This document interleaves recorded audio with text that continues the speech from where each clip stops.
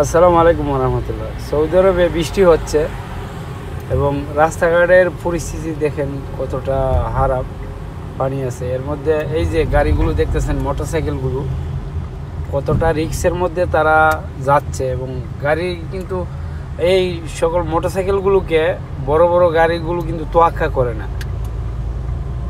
রাজধানীর রিয়াদে বিভিন্ন সময় আমরা যে ঘটনাগুলো দেখি, রাস্তার সাইডে যে দুর্ঘটনাগুলো ঘটে মোটরসাইকেল বিশেষ করে, আর একটু সামনে যাই বা যদি তাদের কাছে যাই তখন দেখি যে প্রবাসী বাংলাদেশিরাই এই ঘটনার সাথে বা এই ঘটনাগুলো, এই যে আরেকটা গাড়ি আসতেছে দেখেন, প্রত্যেকটি জায়গায় রাজধানীতে একই পরিস্থিতি।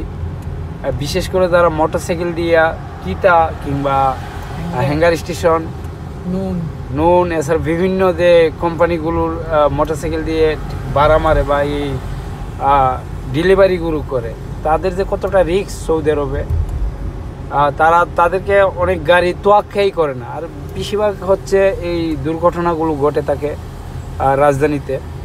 এবং প্রায় সময় হয়তো আমার ফেসবুক কিংবা ইউটিউবে অনেক ভিডিও আপনারা দেখেন, যে ভিডিওগুলো দুর্ঘটনাগুলো যে ঘটে রাজধানীর রিয়াদের মধ্যে।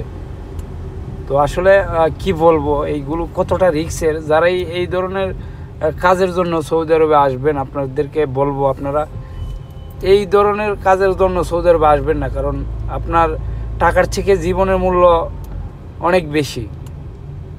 বরং আপনারা এই ধরনের কোনো পরিস্থিতিতে যদি আসেন, তাহলে আপনাদের যে রিস্ক বা দায় ওটা কিন্তু আপনাদেরকে নিতে হবে।